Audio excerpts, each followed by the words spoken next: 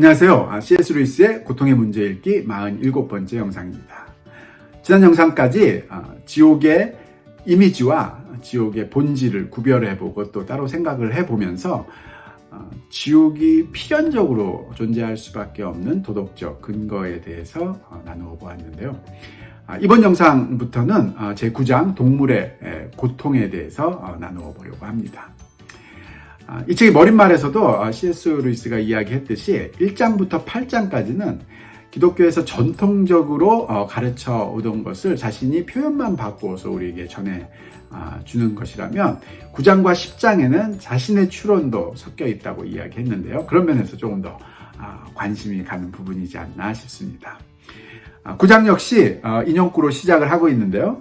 아담이 각 생물을 일컫는 바가 곧 그 이름이라. 창세기 2장 19절 말씀이고요. 본성적인 것이 무엇인가를 알려면 부패해버린 표본이 아니라 자신의 본성을 여전히 지니고 있는 표본을 연구해야 한다. 아리스토텔레스 정치학 5권. 아리스토텔레스의 정치학에서 나오는 한 문장을 또 인용을 하고 있네요. 이 창세기의 말씀과 아리스토텔레스의 문장이 어떻게 연관이 있는지 금방 떠오르지 않는 그런 면도 있을 수 있으리라고 생각이 드는데요. 제 생각에는 창세기 2장 19절의 말씀을 해석하면서 아담이 동물의 이름을 지어 주었다라는 말의 의미는 아담이 동물을 보았을 때 그 동물의 본성을 꿰뚫어 볼 수 있는 즉 동물의 네이처를 꿰뚫어 볼 수 있는 그런 능력이 있었다라고 해석을 하는 것을 들어봤습니다. 그런 면에서 아리스토텔레스는 그 어떤 철학자보다도 사물의 네이처, 사물의 본성에 대해서 관심이 많았던 그런 철학자였는데요. 그 사람이 이야기하기를 본성적인 것, 즉 내추럴한 것을 이해하기 위해서는 본성이 부패해버린 네이처가 망가진 그런 표본이 아니라 자신의 본성을 여전히 지니고 있는 즉 네이처를 잘 간직하고 있는 그런 표본을 연구해야 한다라고 이야기했다고 합니다. 그런 면으로 이 장은 네이처라는 것, 즉 본질, 본성이라는 것과 동물의 고통의 의미를 연결시켜서 생각해보고 또 문제를 해결해 가려고 하는 것 같은데요. 어떤 면으로 접근을 하는지 이 장의 내용을 읽어가면서 계속 나누어 보도록 하겠습니다. 지금까지는 인간의 고통을 다루었습니다. 그러나 그동안에도 계속해서 무고한 상처의 한이 하늘을 찌르고 있습니다. 동물이 겪는 고통의 문제는 더 심각합니다. 그 이유는 동물의 수가 많다는 데 있는 것이 아니라 이미 살펴보았듯이 100만 마리가 고통받는다고 해서 한 마리가 고통받을 때보다 더 고통스러운 것이 아니므로 인간의 고통에 대한 기독교의 설명을 동물의 고통에 확장시킬 수 없다는 데 있습니다. 우리가 아는 한 짐승들은 죄를 짓거나 덕을 행할 수 없습니다. 따라서 벌로 고통을 받는다거나 고통을 통해 개선된다거나 하는 일이 있을 수 없습니다. 지금까지 인간의 고통을 다루었다면 지금부터는 동물의 고통의 문제를 다루려고 하는데 C.S. 루이스는 이 동물의 고통의 문제가 인간의 고통의 문제보다 훨씬 더 심각한 면이 있다고 이야기합니다. 그러면서 그 이유가 동물의 숫자가 인간의 숫자보다 더 많기 때문은 절대 아니라고 이야기하는데요. 인간의 고통을 다루면서도 그 부분에 대해서 잠깐 언급을 했었는데 인간 개인의 고통들을 다 합쳐서 고통의 총화라는 면으로 접근을 해서는 고통의 문제를 악화시킬 뿐이다라는 이야기를 했었습니다.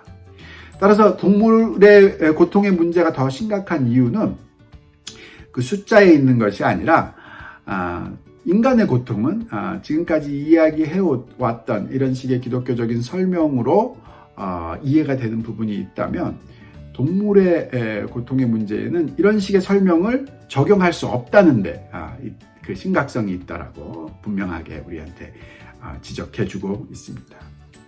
동시에 우리는 동물이 겪는 고통의 문제가 고통의 문제 전체의 중심을 차지하게 해서는 안 됩니다.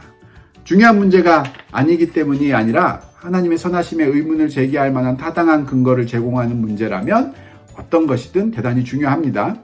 우리 지식의 범위 밖에 있는 문제이기 때문입니다. 하나님은 우리 자신의 고통에 대해서는 어느 정도 이해할 수 있을 만한 데이터를 주셨습니다. 그러나 짐승에 대해서는 그런 데이터를 주지 않으셨습니다. 우리는 짐승들이 창조된 목적이나 본질에 대해 아는 바가 없으며 오직 추측에 근거하여 말할 수 있을 뿐입니다. 동물의 고통의 문제가 심각성이 더 있음에도 불구하고 동물의 고통의 문제를 고통의 문제의 중심에 놓아서는 안 된다고 단호하게 이야기하는데요. 그 이유는 동물의 고통의 문제가 인간의 고통의 문제랑 비교해서 어떤 것이 더 중요하고 덜 중요하고 그런 이유가 아니라는 거죠. 동물의 고통의 문제든 인간의 고통의 문제든 하나님의 선하심의 문제와 연관되어 있기 때문에 중요한 것은 분명한 사실이지만 우리가 그것을 중심에 놓을 수 없는 이유는 인간의 고통의 문제는 우리가 아는 고통임에도 불구하고 동물의 고통의 문제는 우리가 알지 못하는 고통이라는 것, 그것을 우리가 분명히 인식해야 된다고 이야기합니다. 이 부분 역시 인간의 고통을 다루면서 지적한 면이 있었는데요. 다른 사람의 고통과 우리가 경험했던 고통은 다른 면이 있다. 즉, 고통이라는 것은 철저히 주관적인 요소가 있기 때문에 다른 사람의 고통을 내가 이해한다, 내가 안다는 식의 공감한다는 식의 명분을 가지고 그 사람의 고통의 문제를 부추기고 따라서 그 사람이 고통을 겪는 사람이 행하는 나쁜 행동들을 부추기는 그런 식의 일이 있어서는 안 된다라고 강조를 했었는데요. 그와 똑같은 면으로 동물의 고통을 인간인 우리가 완전히 이해할 수 없기에 그 부분에는 우리가 분명한 인식을 가지고 있어야 된다 이야기하고 있습니다. 즉 동물의 고통을 이해하는 영역은 추측의 영역이고 짐작의 영역이지 그것이 우리의 고통처럼 알 수 있는 영역은 아니라는 것을 처음부터 인식하고 있어야 된다라고 이야기하고 있습니다. 우리는 하나님은 선하다는 교리로부터 동물의 왕국에서 무모할 정도로 잔인하게 나타나는 하나님의 겉모습은 환영이라는 결론을 자신 있게 유추해낼 수 있습니다. 또한 우리가 직접 경험을 통해 알고 있는 유일한 고통이 잔인한 것이 아닌 것으로 판명되었다는 사실은 이 결론을 더 쉽게 믿을 수 있게 해줍니다. 그러나 그 외의 것들은 전부 짐작입니다. 지금 동물의 고통들을 다룰 때 하나님의 선하심, 하나님의 선함에 대해서 이야기하면서 그 부분들을 우리가 결론적으로 이해할 수 있을 때 인간의 고통을 통해서 드러나는 하나님의 선하심에 대한 의문은 겉모습일 수 있다라는 것으로 우리가 결론 내렸듯이 동물 세계에 나타나는 그런 무모할 정도로 잔인한 그런 고통 역시 겉모습일 수 있다라는 그런 유추를 우리가 할 수 있고 또 우리가 경험했던 인간의 고통들의 원인과 또 그 효과들이 무엇이라는 것, 하나님이 그것을 어떻게 사용하신다는 것을 우리가 이해함으로써 하나님의 목적들을 이해했던 것처럼 동물의 고통에도 그런 면이 있을 것이다 라는 것을 유추할 수 있는 그런 식의 요소들은 우리가 충분히 있지만 그 외의 것들은 전부 그 정도의 그런 논리적인 근거들조차 없는 짐작의 요소가 있다는 것을 우리가 확실히 이해하고 이 부분을 접근해야 된다라고 이야기하고 있습니다. 아마 자신이 추론적인 의미로, 즉 짐작적인 의미로 동물의 고통의 문제에 대해서 우리에게 제시하고 제안하고 나누려고 하기 때문에 이런 부분을 조금 더 조심스럽게 접근하고 있지 않나 하는 생각도 해보게 됩니다. 우선 우리는 첫 장에 나온 몇몇 비관적인 엄포를 처리하는 작업부터 시작할 수 있을 것입니다. 이 책의 첫 장, 즉 서론 부분에서 C.S. 루이스가 자신이 무신론자였을 때 왜 무신론자였는지를 설명하는 이유로 실제 세계, 우주, 생명체들, 인간, 또 인간이 만들어낸 문명 이런 것들의 모습들을 바라볼 때 비관적일 수밖에 없다라는 그래서 자신이 무신론자였다라는 이야기를 했었는데요. 그 부분에 대한 이야기를 조금 더 구체적으로 이야기해야 되겠다라고 지금 이야기하고 있습니다. 식물들이 서로를 먹이로 삼으며 무자비한 경쟁 상태 속에서 살아간다는 것은 도덕적으로 전혀 중요하지 않은 사실입니다. 감각 능력이 나타나기 전까지 생물학적 의미의 생명은 선악의 문제와 어떤 관련도 맺지 않습니다. 먹이라든지 무자비하다라는 말은 단순한 은유에 불과합니다. 워즈워스는 모든 꽃이 자기가 숨쉬는 공기를 즐긴다고 믿었지만 그 믿음이 옳다고 가정할 이유는 없습니다. 살아있는 식물에게 해를 입힐 때 무기물질과 다르게 반응하는 것은 사실입니다. 그리고 인간의 몸을 마취시켰을 때에는 식물보다 훨씬 더 구별되는 반응이 나타나죠. 하지만 그렇다고 해서 마취된 몸에 감각 능력이 있다고 볼 수는 없습니다. 물론 은유를 사용하고 있다는 점을 염두에 두기만 한다면 식물이 꺾이거나 죽는 일을 얼마든지 비극적으로 묘사할 수도 있습니다. 영적인 경험들을 위한 상징을 제공해 주는 것이 광물 세계와 식물 세계가 맡은 기능의 하나일 수도 있으니까요. 그러나 우리는 자신이 사용하는 은유의 희생자가 되어서는 안 됩니다. 절반의 나무가 나머지 절반의 나무를 죽이고 있는 숲도 완벽하게 좋은 숲일 수 있습니다. 숲의 선은 그 유용성과 아름다움에 있으며 숲은 감정을 느낄 수 없기 때문입니다. 처음에 C.S. 루이스는 자신이 무신론자였던 이유 중에 하나가 우주 속에 있는 생명체들 간의 잔인함, 그 속에 서로 죽고 죽이고 먹고 먹히는 그런 경쟁 관계 이런 것들이 선한 하나님이 세상을 창조했다고 믿지 못하게 하는 요소라고 이야기했는데 지금은 그 부분을 조금 더 정확하게 다루려고 하고 있는데요.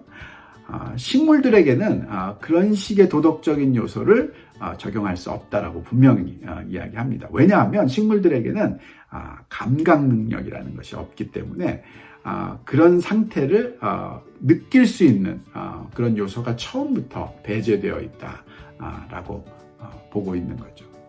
물론 많은 시인들, 문학자들, 워즈워즈 같은 사람들은 식물들이 자기가 숨쉬는 공기를 즐긴다라고 표현하는 것처럼 그렇게 식물들도 감각 능력이 있는 동물과 인간처럼 세상을 과 관계를 갖고 있다라고 볼 수도 있는데 그것이 사실이라고 그것이 실제라고 믿을 이유는 전혀 없다고 이야기합니다.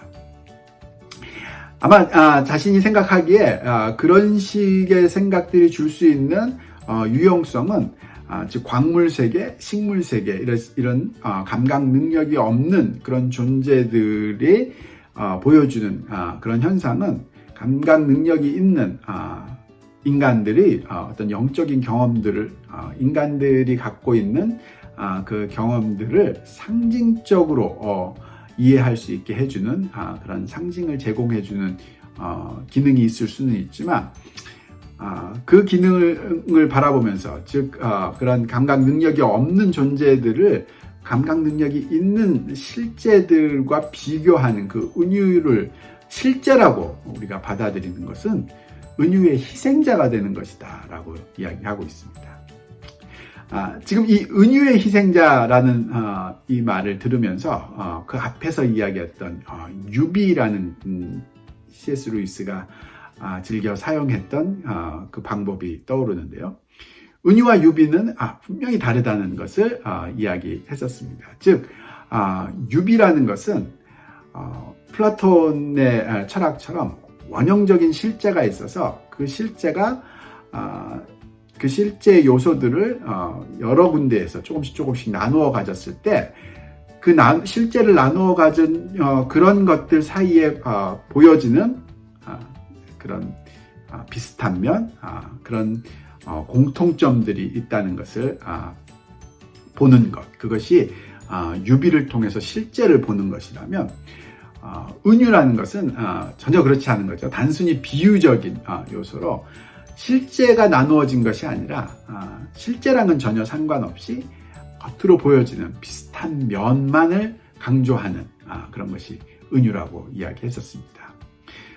즉 식물에게는 감각 능력이 없기 때문에 도덕적인 실제가 그 안에 존재할 수 없고, 감각 능력이 있는 존재에게는 그 감각 능력에 따른 도덕적인 실제가 그 안에 있다는 것, 그것을 우리가 분명히 인식해야 된다고 이야기하고 있습니다. 따라서 식물에게 적용할 수 없었던 그런 질문들을 짐승의 경우, 동물의 고통의 경우에는 우리가 질문할 경우가 생긴다라고 이야기하고 있는데요. 왜냐하면 짐승에게는 감각 능력이 있기 때문이죠. 짐승의 경우에는 세 가지 질문이 제기됩니다. 첫 번째는 사실에 대한 질문으로서 동물은 어떤 고통을 겪는가 하는 것입니다. 두 번째는 기원에 대한 질문으로서 동물 세계의 질병과 고통은 어떻게 시작되었는가 하는 것입니다.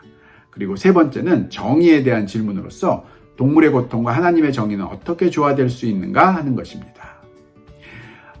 즉 짐승의 경우에는 인간의 경우처럼 감각 능력과 또 의식이 같이 있어서 자신이 느끼는 감각의 고통이 어떤 의미다라는 것을 깨닫는 인간과는 다른 면이 있고, 감각 능력이 없어서 고통을 고통으로 느끼지 못하는 식물과는 전혀 다른 그런 동물의 감각은 어떤 고통을 만드는가, 동물이 느끼는 고통은 어떤 것인가 하는 중요한 질문이다. 첫 번째 질문이다라고 이야기하고요.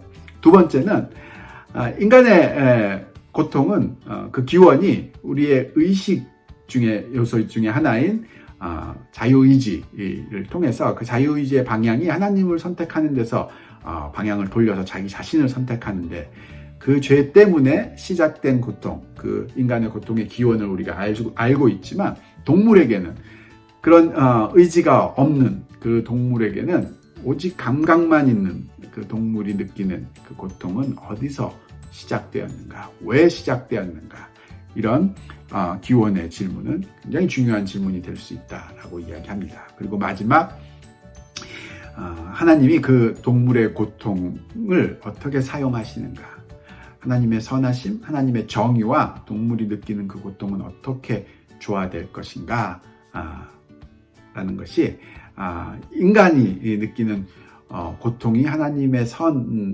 의해서 어떻게 사용되어지는가라는 것을 우리가 알지만, 그것을 동물에게 적용시킬 수 없기 때문에 동물에게는 어떤 의미가, 목적이 있는가라는 것은 매우 중요한 세 번째 질문이라고 이야기합니다. 이 각각의 경우에 대해서는 다음 영상을 통해서 하나씩 다루어 보도록 하겠습니다.